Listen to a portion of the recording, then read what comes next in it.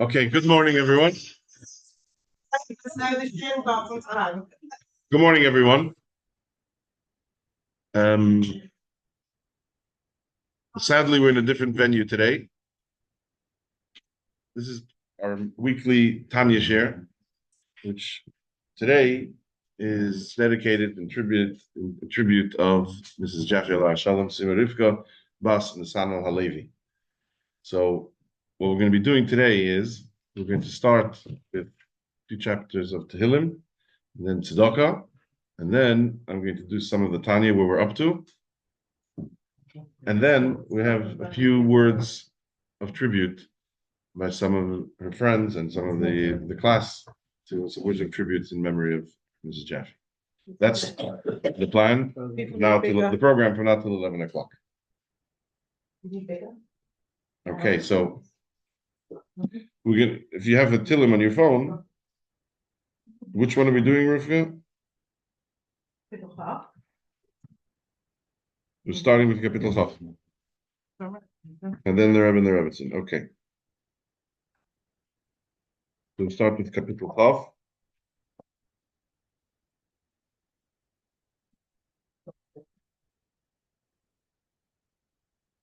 Okay, lama natzech mizul David. Yan chadene v'yim tzad esagim v'shem leYaakov. Yishlach escham mikodesh mitzio nisadeka. Yizkar kol min chaysecha v'yiloscha yidash nasela. Yitin l'chol chilva v'echa v'chol atzos v'yimalei. V'nana no b'shua secha v'shem Eloheinu nidgel. Yimalei adinoi mishalei secha ato yadaiti ki yashia adinoi mishichai. Yaneu mishmei kodshoi b'gvuris yeshi yiminoi. Ele berechev, ele basusim, v'anachnu m'sheim Adonai Eloheinu nazkir, heima korban ufolu, v'anachnu kamnu v'neseidod, Adonai Heishio, hamelech yaneinu, v'yem koreinu. To be shalom al Yisrael, peace and tranquility for all Achenu b'nei Yisrael, everywhere, especially in Eretz Yisrael. Kapitel Kuf Chav Gimel and Kuf Chav Dalet. Shir HaMa'alos, elech v'nososius einai, hayeshivi b'shamoyim, Hine keine avodim el yad adonaihem, keine shivcha el yad gvirta, keine neinu el adonai Eloheinu ad sheyichanenu, chanenu adonai chanenu, kirav sovanu vuz, rabas savalon avshenu, alag hashananim, habuz legeyenim.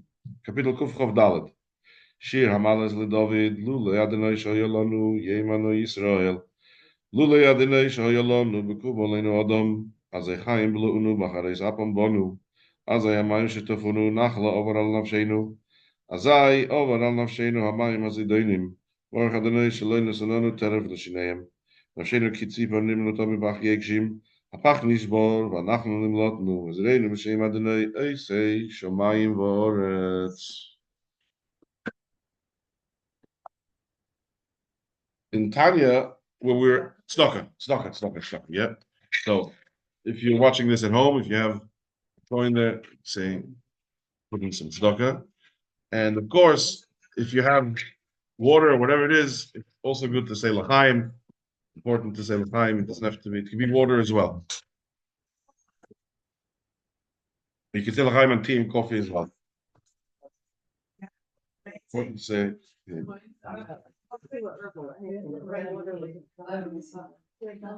If you're not too far, we can get some tea and coffee delivered to you too, those on Zoom. Yes, please. Can I have just a little bit, please? Thank you.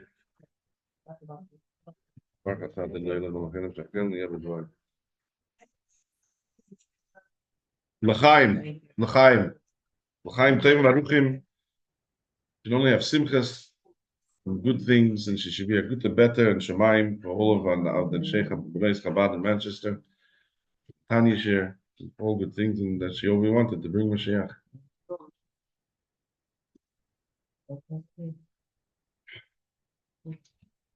Okay, so we are in Tanya. You have copies of pages there. If you're online, we're on page 98 in the Tanya, which is the end of Perek Lamed Zayin. We actually finished it. We started Lamed Ches, so we're going to redo that part again, because I find that everything is B'Hashgacha Pratis, and that this happened as we transitioning from Lamed Zayin to Lamed Ches.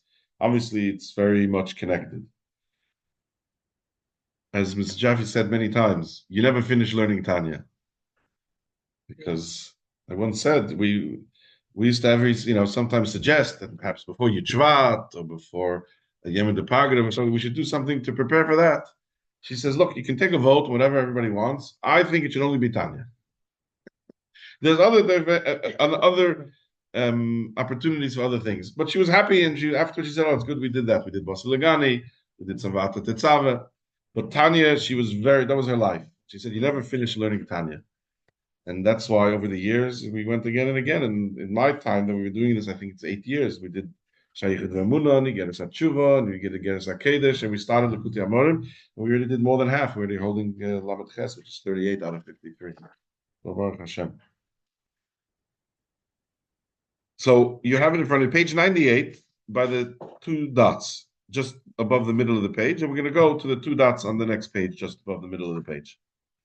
The subject over here that the Alter Rebbe is talking about in the last three chapters of Lamed Vav, Lamed Zayin, Lamed Ches, is the Alter Rebbe is laying out his famous doctrine of duribg, and that the whole mission, the whole purpose of what we're here in this world is to make this world into a dwelling place for Hashem. And that's what it's all about. It's not about the other world, it's about this world over here. However, towards the end of Lamed Zayin, he says, well, what about, we know that Talmud Torah Keneged Kulam. Isn't Torah the ideal? Because he was talking over here about the virtue of mitzvahs, action mitzvahs in particular, the Alter Rebbe saying, because action mitzvahs using action is what makes the duribg b'tachtenim. So the Alter Rebbe spent the previous page explaining how this works together with limud Torah. So over here he's saying, let's read from inside, the two dots on page 98. He's saying the tremendous hamshacha that we draw down a lakus, down into this world through learning Torah. Hamshacha means drawing down. Ha'ora, this ray of light, of lakus, of godliness. Sha'odom, you got it? Sha'odom mamshich umeir, that a person draws down and illuminates from mei ha'oras erein seif baruch hu, through learning Torah. That we draw down from the erein seif baruch hu, upon nafshe, upon one's own nefesh when you learn Torah. And when you learn Torah, you also bring down this ha'ora, this glimmer of erein seif, al nefashis kol Yisrael, upon the souls of all of Yisrael.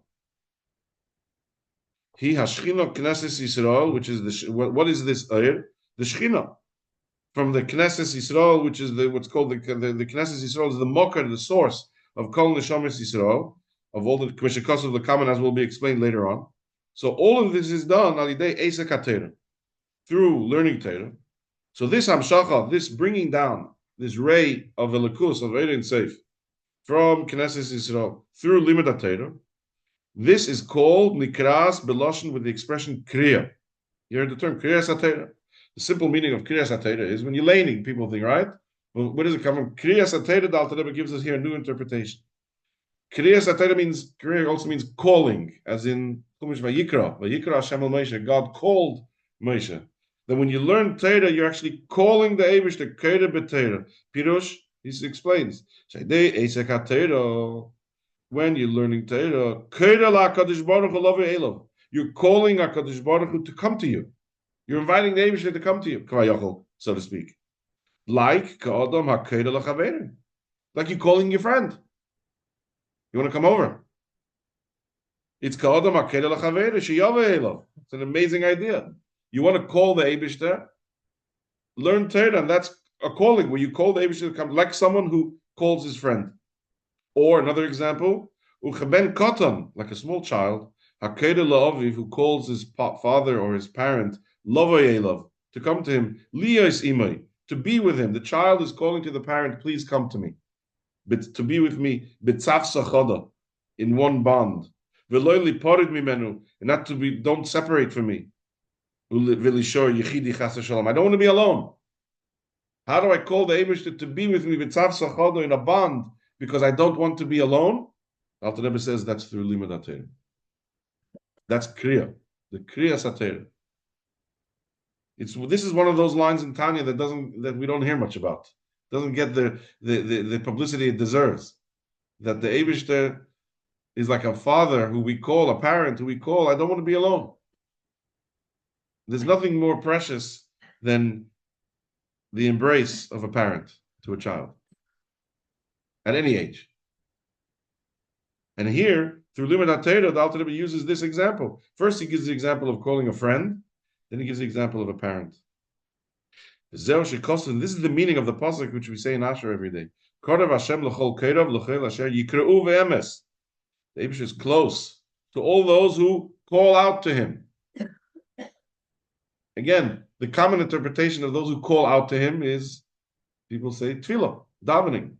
The Alter Rebbe is saying over here, the calling out to him is Torah. To all who call out to him, be'emes. And what's emes? Vein emes ela Torah.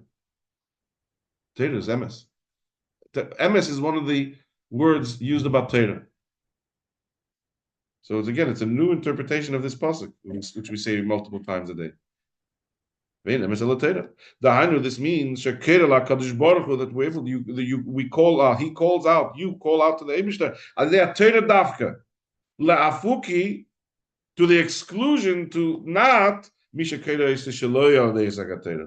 the exclusion. In other words, we're saying very much Torah as opposed to someone who calls out to the Eibishter not through Torah. What's another way that people call out to the Eibishter other than Torah? They say someone who just cries out Abba Abba. Someone who just cries out to Hashem, Father Father. I Eibishter, help me. It didn't say it's nothing. We're not putting it, but it's not Torah. That's what he's telling us over here. As great as calling out to the Eibishter Abba Abba is not as great as learning Torah. This is for women who also men have unclear to study all the time. Women over there. He's not talking about all the time. He's talking about learning Torah. There's nothing here to imply that it's only for men. Learning Torah is calling to the Eibishter, like calling to a friend. Even more than that, calling to a parent. He used the example of, but I'm translating it as parent because that's what he means. I think the embrace of a mother is even more valuable than precious than the embrace of a father. And mother is more natural, so father means more, Well, okay, that's my opinion. Fine. So he's saying that's the meaning of this pasuk, because again, we're not going to go into too deep of it, but the pasuk is Kara Hashem l'chol keirav l'chol asher yikra'u. He could have stopped there. What's be'emes?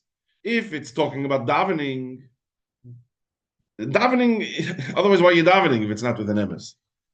Kids don't know what they're saying. Kids are being trained, so they daven. But any mature, a healthy person, you davening to Hashem means you, even if it's a very quick, still there's you're davening to Hashem. There's some sort of emes there.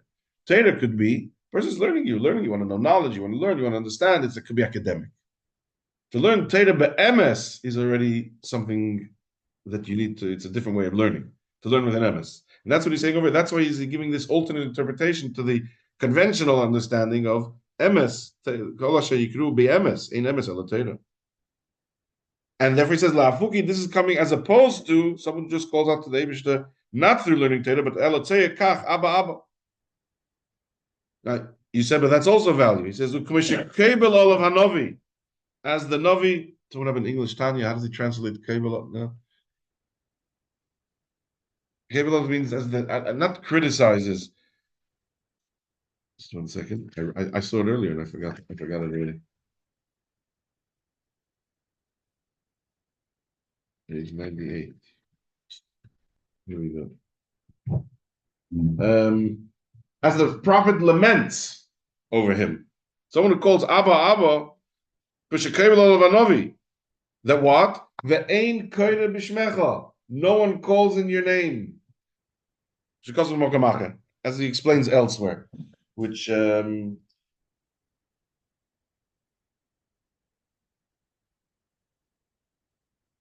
Zayah brings. In other words, the Alter Rebbe is saying, just calling out Abba Abba, it seems from the Alter Rebbe over here is not really very meaningful. While learning, this is be'emes. As opposed to Lafuki comes, I said as opposed to Lafuki really means to exclude just calling out Abba Abba. Shekayvel olav Navi, the Navi laments this. The Ein Kayde B'Shmecha, the pasuk says, they're not calling out in your name. Just calling out Abba Abba is not really calling to the Eibishter. Umizeh is sorry. The simple people don't know how to learn, but they call out have a connection to the Yeah. from different hearts, There's many questions. I understand. Yeah. We got to find out. We got to figure out what the Alter is saying over here. Because what about the people who sincerely call out to Hashem? He's talking about Abba, just calling out to Hashem. Yeah.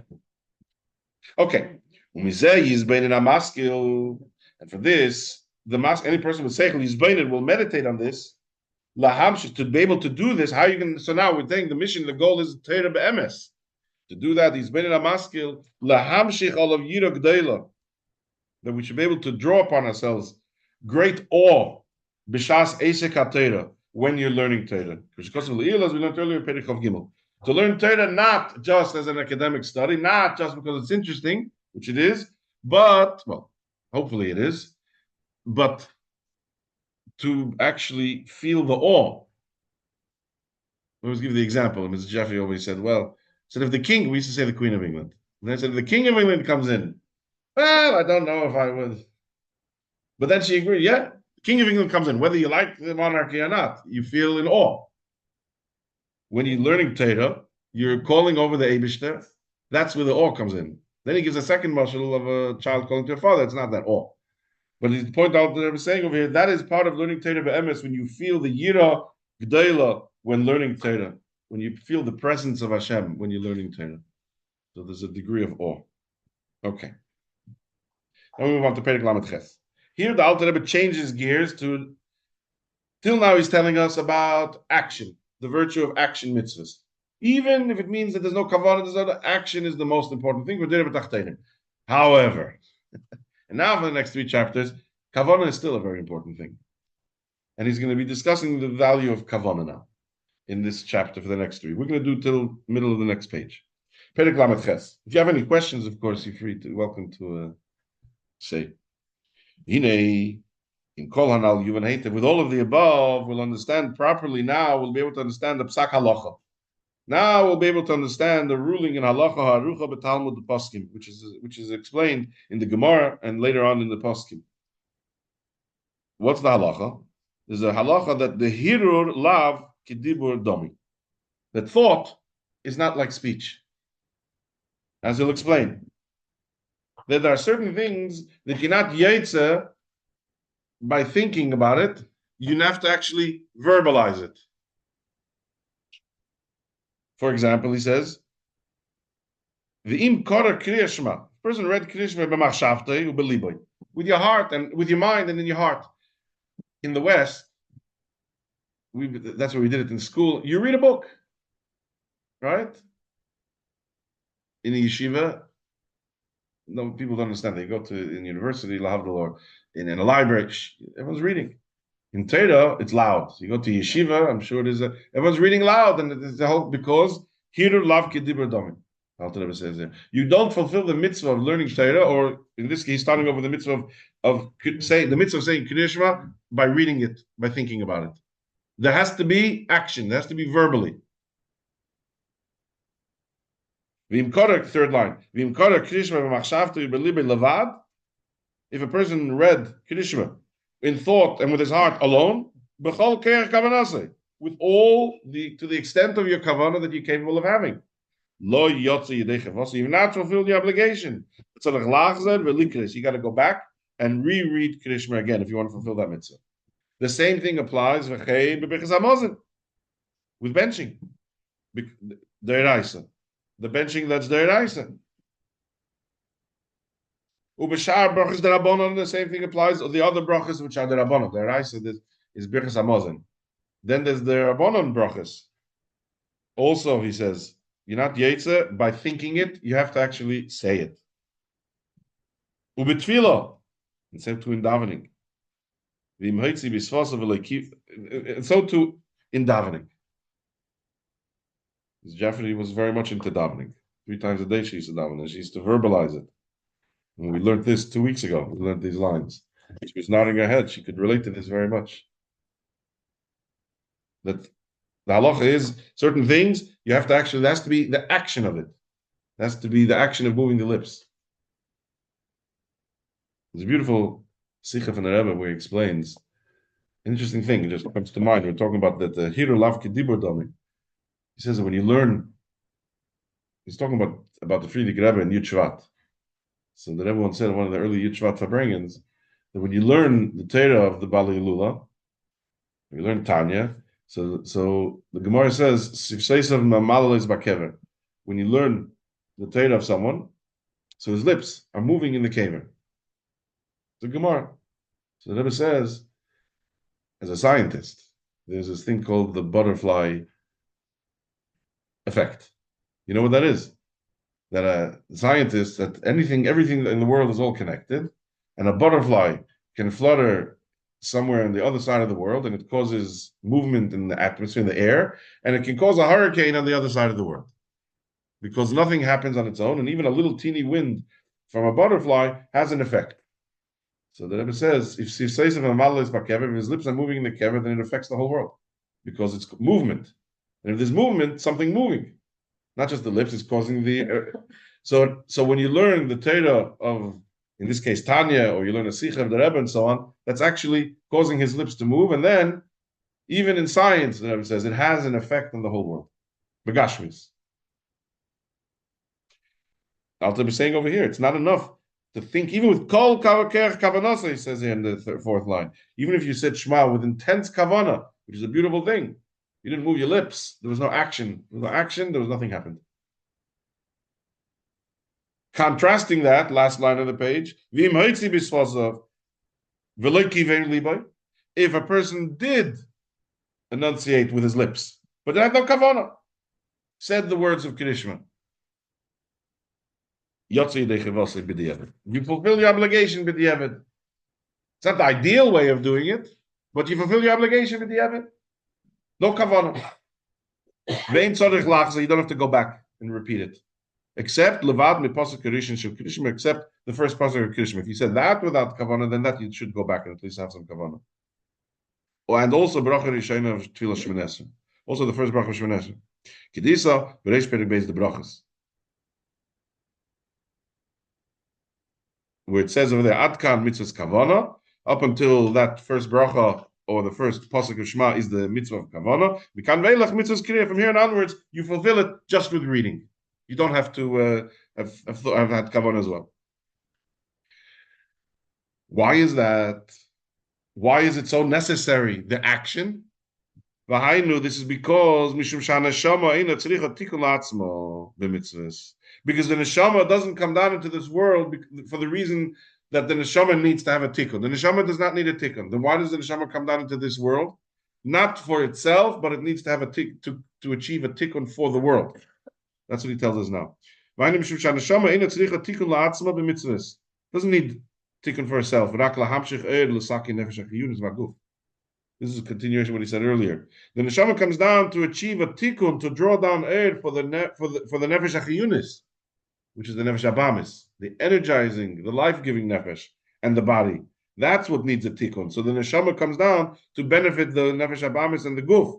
How? Are the esis hadibur, through the words, the letters of speech. Shah nefesh midaberes, that the soul speaks. Behei moitzoy sapeh, in the 5 instruments of the mouth. We learned about that a while ago. There are 5 different ways of expression. If you take the letters of the aleph beis, so there are certain letters which are guttural, certain letters which use the lips, certain letters which use the palate, right? Bumf, beis, vov, mem, fe, use the lips.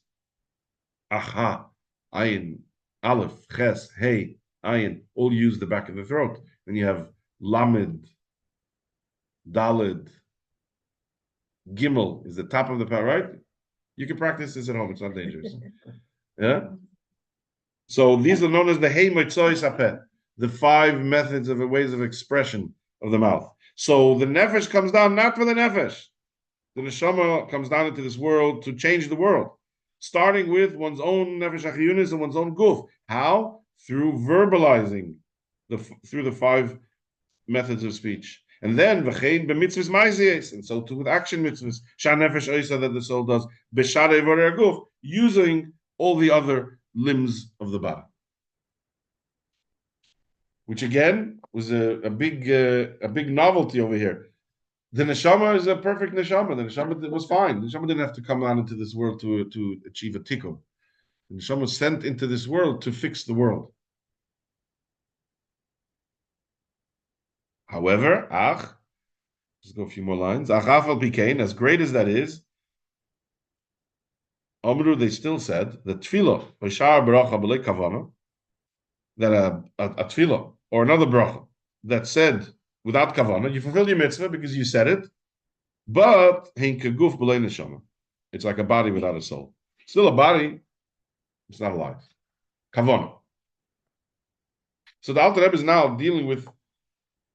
I just spent 3 chapters telling you that Maisa, action, Maisa is the most important thing. That's what makes a duribg tachtonim. So you're jumping up and down. What do you mean? What about kavana? Yeah. Again, action is the most important thing. You got to move your lips. You fulfill your mitzvah even without kavana. However, kavana is still important because then you have, otherwise you have a guf without a neshama.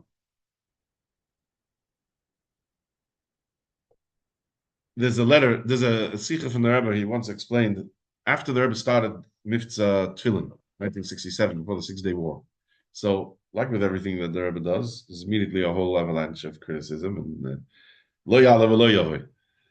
And the Rebbe usually ignored it. But here, Miftzah Tefillin was such an important thing, so the Rebbe addressed it on Shabbos Bereishis after that, Toshen Chav Ches. And it's printed in the Sichas, the Rebbe checked it, it's like 5 Q&As. And 5 Q&As. Questions, and you can see each one of these questions, you can see from which section of the Jewish community it came from. Some from more Litvische questions, some of them more this type of question, so on. And one of the questions was, what's the point of stopping a Yid to put on tefillin? If he doesn't have any kavanah anyway, he doesn't even know what he's doing. He knows he's putting on tefillin, that's about it. So first of all, the Rebbe says there's virtue in just doing a mitzvah. That's clear.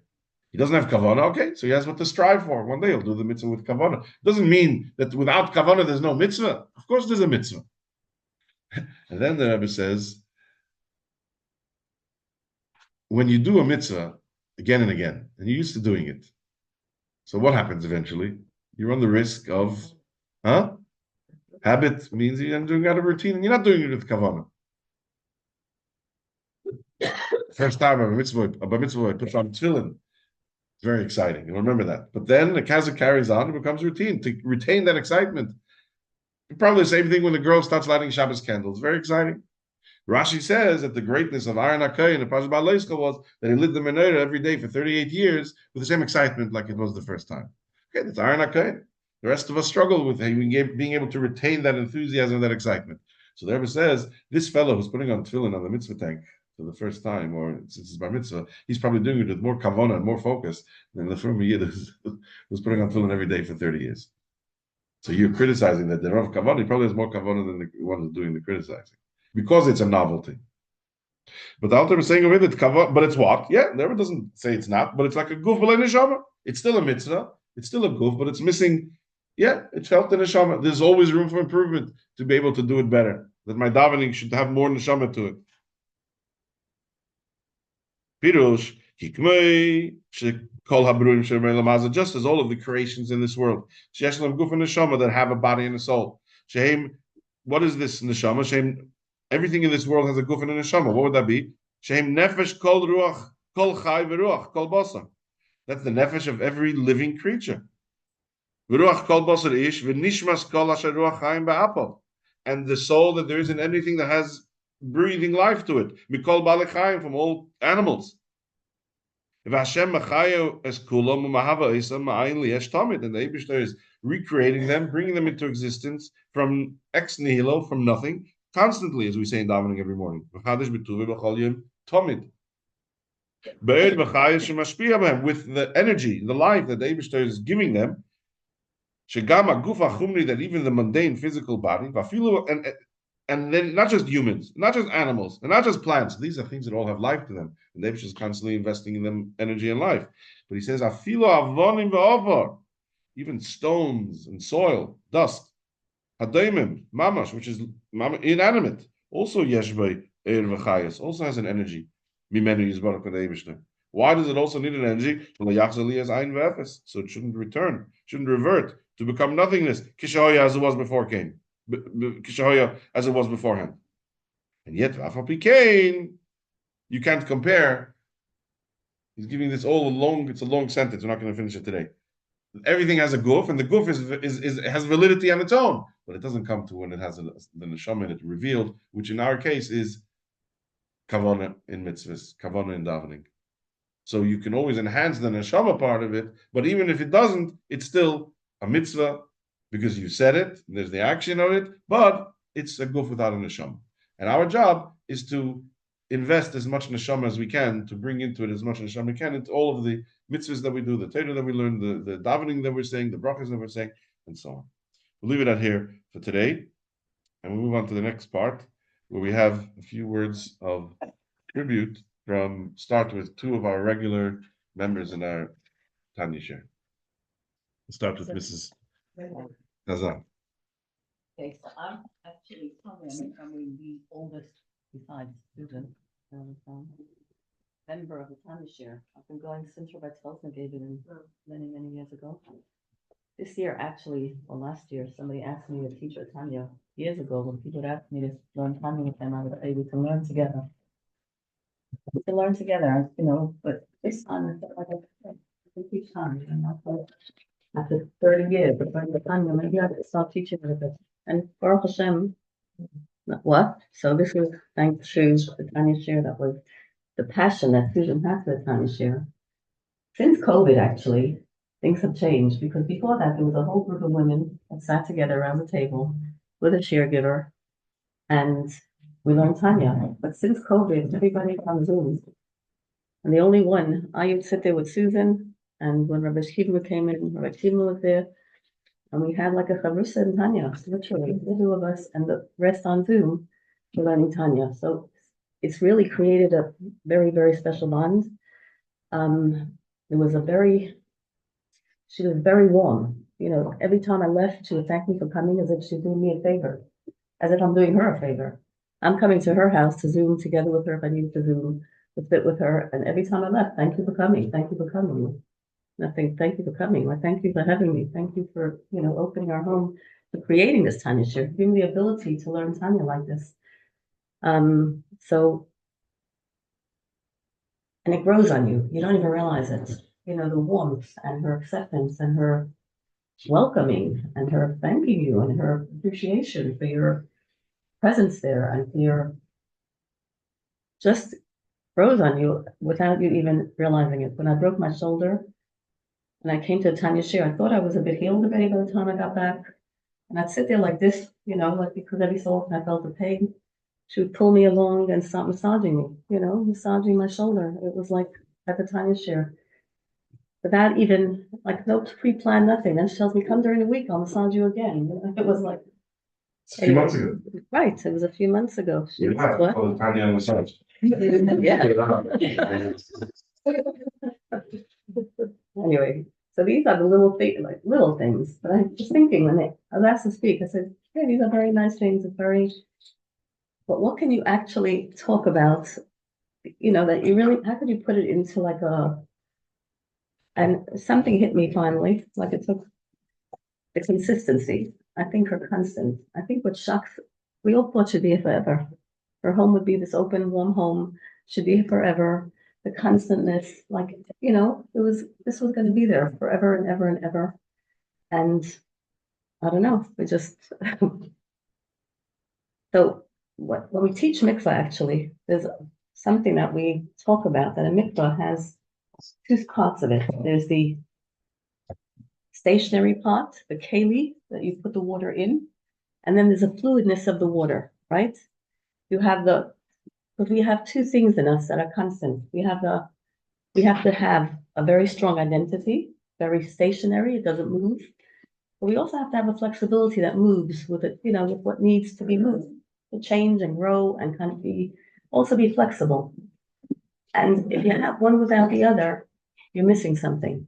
If you have this constant without flexibility, it becomes too rigid. If you have the flexibility without the constant, you're all over the place. You don't have the identity. So I think in this world, Hashem gave us that friction a little bit, where some of them hold on to the solid base, the identity, and some of us want the fluidity, like the movement, but to merge them together and to have the constant with the flexibility takes, but it's a community that we need to pull that together, that we have the two together. And as we get older, I think, when I first came, we wanted the big events and the big movement and to attract the people and as you get older, you realize that it's the loyalty, the constant, the people that come because you're offering them something are not the ones that are going to be there for you forever. Do you know what I'm saying? They're not that loyal ones, the constant ones. You've made a wow event, but they're not going to hold a community together. They've come to an event and you've made a successful event, but it's the loyal ones that are coming back and back and back that you've deeply touched. Those are the people that you've actually She always used to say at the moved. committee meetings, Yeah. it's not about how big it is. Yeah, this is what I've learned from her as well. In the beginning, when I was young, it used to bother me, this like lack of let's do something that's a bit more, but she was constant, same, there, Consistent. Consistent. And just there the whole time with the same. And this big events and these big things didn't impress, it wasn't like she always said to me, make sure you can continue it. Make sure you're not overdoing it that you don't want to do it again. Just make sure you could take on what you can actually continue to do consistently. And there is some truth to that. You create a huge bang, beautiful, it's very nice. You might inspire people at it. But the one Brisky talks about this event that he made that he thought was a total failure, and the one guy whose life he saved. This is what she encompassed. This is who she was. She dealt with the individual. She touched each person that came into her circle in a very deep way. And when I was at the wedding on Thursday night and the news came through, I didn't even realize how, it was, we're at a wedding, right?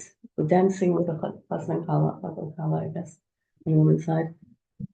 And all of a sudden you hear this noise, this news, and you just don't know, what are you supposed to do with this? You're by a chasana, but I just had to move it aside and just be at the wedding. But came Shabbos, and I literally felt sick. I was so sick, and I went to shul I had one of my inner at home, so I couldn't really be sick, but I was sick. So I went to shul with them, and I couldn't even stand. I was sitting on a chair in the by the kiddush, after shul, and this woman came over to me and she goes, "You really look not well. You don't look well. She does emotion code. She goes, can I just do some emotion code on you and release some of the whatever is bothering you and whatever?" I said, "Go right ahead. Try to, do what you can to me because I feel so ill." She goes, "You are in shock. Your body is in shock." And the truth is I was in shock. It was like to take it all in. And, this consistent thing just had disappeared all of a sudden. And it really left me in shock. So this is Susan. That's the way I knew her. It's just over time, just being with her. She got into you. She just really touched you and moved you, and you can hear her. Her messages constantly in your mind. What? We all keep on hearing. Anyway, so that's what I have to say. What?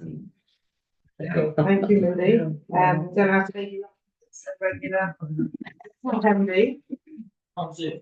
on Zoom, but Sometimes in person. here in person today. Sorry.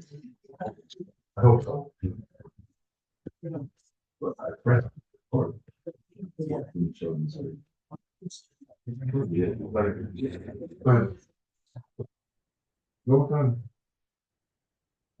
Okay, we're gathered here to remember and honour a very dear and special lady to each one of us, Sima Rivka Bas Nassan Al Halevi. It's not my thing to speak in public, but when Rivka asked me to share a few memories, I unhesitatingly said I'll do it for Susan, and I'll do it for my mum, who was a very close friend. They would call themselves sisters. Our family's friendship goes back a long way.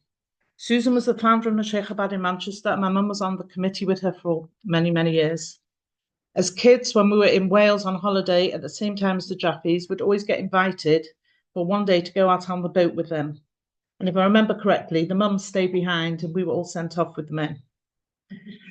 Growing up as children, went to different schools, but they've always been a presence in my life. When I left seminary, Susan wrote me in to do Mesiba Shabbos on Shabbos afternoon, which I did with Liba Shalowitz, and I continued after she got married. Susan was there every Shabbos to share a sicha or a bar with the girls, giving up her Shabbos shloch, and then she'd sit chatting to me when the girls left. My husband reminded me, I wasn't sure if I should share this, but my girls encouraged me to because they thought it was funny. My husband reminded me that Susan was once leaving my parents' home and needed a tissue. My mum said she didn't have, only the one in her sleeve. Susan said, I'm okay with that, and they were giggling about sharing tissues. When we made the bar mitzvah for Yaakov Shmuel 21 years ago, it's actually 21 years ago next week, I was 3 weeks postpartum and struggled to find a suitable outfit to wear. I eventually found a two-piece and an outfit. Susan arrived wearing the identical jacket. She was so distraught and offered to take it off and sit in her t-shirt. I assured her it was fine and that we both shared good taste. And I remembered having a photo together. She was so sensitive to how I would feel and was prepared to sit at a simcha, not dress for the occasion, just so that I should feel better. When Rabbi Jaffe and Susan came for my younger son's bris, Eliyahu's bris, we found Susan in the kitchen washing strawberries. A job needed to be done, and she was there to do it. There was no standing on ceremony. She just rolled up her sleeves and got on with it. Rabbi and Mrs. Jaffe made our shidduch, and it was all done with love and kindness and thoughtfulness. After my mum was nifta, which was during COVID, Susan phoned every day of Shiva and every week following to check up on how I was doing, and for a long time afterwards, and similarly after my father was nifta. I always felt comfortable popping in for a chat and a hug when I needed that motherly love. I joined the Wednesday morning Tanya class during COVID when it became available on Zoom. I don't often miss it unless I'm away in a different time zone. Thank you, Rabbi Kievman, and I recommend everybody should join. After the loss of my parents, it took me a while to restart, and it was through Susan phoning and encouraging me that I got back on track. Every Erev Yom Kippur, we get up early and come in for kaparas. I do my shopping, and our last stop is the Bet Lekach from Susan. The brachas were overflowing and the love freely given. But more than that was the sincere bakashas for us to do more mitzvahs and bring Mashiach. I just cannot believe that this is not going to happen anymore. She always gave me lekach for my mum and an extra hug and kiss to pass on to her. Susan had a heart of gold. She loved to learn and had a way of understanding and expressing concepts very clearly. We were on the same project Lekuti Sichos share every Monday with Rivka Slonim. At the end of the Sicha, we have a Farbrengen and share different ideas. This week, Hannah Marlowe, who also joined, asked for it to be dedicated to Ila Nishmas, her mother. Many ladies commented how Susan could verbalize and concisely explain how the Sicha is relevant to us today and the lessons we can take from it. I could talk for hours about this queen of a lady, but I know other people want to speak. I was in New York when I saw the Tehillim request, and only a few hours later was shocked to hear the terrible news. I know without a doubt that our precious Susan will be demanding from the Eibishter in her determined and loving way for Mashiach to come now, now, now. That's what she always used to say to me, and reunite us all with our loved ones. To conclude, Rebbetzin Jaffe passes away in Parashas Chukas. In this parish, the Torah relates the passing of Miriam, in whose zechus all of Klal Yisrael were provided with water. When she passed away, the well dried up. In a sense, a community of Manchester and beyond have lost that fountain of water, of blessing and affection and care, which was the hallmark of Rebbetzin Jaffe. However, before long, Moshe Rabbeinu brought it back, and the blessing was restored. It is my prayer that these brachas and flow of goodness will be restored to all the family and community through the leadership and presence of her husband, Rabbi Jaffe, until the coming of Mashiach, and we'll have the fulfillment of the bracha, Hekitza Ran Shachne Offer, the Hebrew Seicham, speedily and nowadays.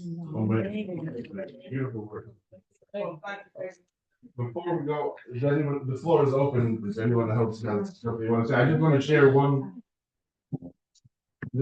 one thing that to me describes something very unique that I took from Mrs. Jaffe. You know, people get older, and as you get older, you get smarter, and then eventually you come to the point where you know it all. And people don't learn. I've never yet met someone who was so thirsty for knowledge and to continue learning more and more and more down to the end. She used to come sometimes to us for Shabbos, sometimes she came for Yom Tov. It was quite annoying. Not that she came, but that's a separate thing. But she used to come and then go into the bookcases and start pulling out books. And in the kitchen table, suddenly there's a whole library on the table. The kids have to eat breakfast. And she has this one still open and her reading glasses and an empty cup of tea with a tea bag and a lemon.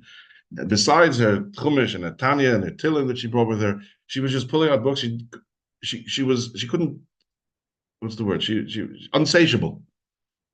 She come for a Yom Tov, a 2-day Yom Tov, couldn't quench her thirst to learn. She was always wanting to learn and read and more and more. And if I had some Sforim in English that she didn't have yet, and we have to buy this next time in New York, send someone to get this one from Sichas in English. I didn't know there was this one. And she was constantly reading and learning, which is something that I take as a tremendous lesson. It's never, you never know it all, obviously, but to constantly try and review and learn it again and again. And as I said at the beginning, she said, Tanya, you never finish learning. Tanya, you got to do it again and again and again. And that, I think, is a tremendous thing that we can learn from her, the learning and the reading. If anyone else has anything to share, then... I'm not going to say this much. I think we need to do this beautifully and said everything that we all feel. I just want to say that 54 years ago, I was at a Kala, and my husband said to me, we were going to go, we were getting married in a few weeks, and he said to me, would you like to come to New York to meet the Rebbe? And at that stage, I didn't really know much about the Babbage, and I thought, yeah, it's a holiday before we get married. So we went, and on the plane, the first person I met was Susan. Fantastic. I also met your mum and your grandmother. And then when we got there to New York, Susan was there the whole way through with me, guiding me through everything. Since then, and I'm going to use your word, Mindy, she's been a constant in my life. And I'm proud to say that I regard her as my friend. And that's all I can say. She was my friend. I think she was a friend to everybody. But I personally feel that she was my friend. And if I wanted to know anything or speak about anything, I could just pick up the phone and dial 3632, and then I'll get through to her. I'm missing her. And every few minutes when I'm walking around, I'm thinking, Susan, and the memories coming back. I'm sorry I can't say as much as you two said. It was beautiful. Beautiful words. Tanya, I think you wanted to... Well, all I want to say is that just reminiscing, really. I suppose we've all got drawers full of benches, and I've just found a bencher here from, as you told me the date, 1993. It was an event at Bosworth. It happened for about three years. Shabbaton at Bosworth in Leicestershire. And I was driving there with, well, my husband was driving, my late husband was driving, Shalom. And I thought, where is this place? It's in the middle of nowhere. It was taking, and it was a Friday, and it was taking hours to get there, and it's November time. And you talked about a big thing. You're right about loyalty, but there's also memories. Rabbi Friedman was the guest speaker here at this event, along with Rabbi Chazan, Rabbi Avram Jaffe, Rabbi Avram McKeitman, and Rabbi David Jaffe. And all I can say is that this event gave us such memories, and I've still got the bencher. And when I saw it in the drawer just yesterday or something, yeah, it was yesterday, I thought, oh my gosh, I remember that. How do we all keep benches from 30 years? Anyway, it was a great Shabbaton, and it was just a wonderful event, and it's endearing and enduring memories for me. Okay. Apart from that, when I didn't come to Share Wednesday, I always got an email. I talk about the events, let's not forget that we could the Jewish woman, I mean, it was Yes, slightly before. yes, yes. were quite a few of those that. Yes, you're right. I remember The the Jewish child woman. was a cashless expert in the Diamond Jaffe Hall. I never reminded me of it. I was very did some very good things. Sonia, you want to say something? Sonia? By the period moving to when I just got engaged. The girl said to me, "Let's take you to Mrs. Jaffe." It's like he was introducing me to like his mother, like a bit. He said once, actually, Leah always remembers it. He was ill. He had the flu. And Mrs. Jaffe just said, "Just you move in with us." He went into the little room, next to the room with the piano, was sleeping there. She looked after him, and all the kids were around him, and he was telling them stories of his journeys. This is the beginning, and then kind of life took over, and we went a bit, got together again, and then really, it's more came back together. These later years I haven't been so well. And I know that Mrs. Jaffe had her comfort zone. Like she said to me, I am upstairs till 12 o'clock. I don't come down before that. She loved on my Tanya, my Kuma, she did that till she was ready, and then she came down. So I appreciated that she went out of that comfort zone. She came to see me only once, but she was on the phone. She was on the phone all the time, so much. Then 2 days ago, the landline went, and I said, Mrs. Jaffe. Because the landline was always Mrs. Jaffe, and my phone was somebody else. So, and then at some point, I had some fracture a few years ago, and she used to come every day to take me for a walk around Ravens Close, and she used to send me juice also. She used to make that special juice, beetroot, carrot juice, and she used to send it with Rebbetzin Jaffe in shul, and the bear picked it up. It's just a little bit. She was very caring like this. She was very positive, always positive, and she never saw anything, very accepting of everyone. And there were very many different people in her life, but she was very accepting, very positive always, and she really helped me to push through. But actually, she was one of the first one I told about my illness, one of the first one, because I knew I was going to get the support. Thank you, Sonia. Does anyone else want to share anything at all? Amanda? I'll say Amanda. Just to carry on with what Sonia was saying, when I became an almana 12 years ago now, she was there for me. I can't just, well, I can't go through a conversation to have, but she was just there, and it was an awful event, and a change of life for person, going from a married mum and mother and everything to a single person again. And she was amazing. She was just amazing. She gave me the courage to carry on and be me. Yeah.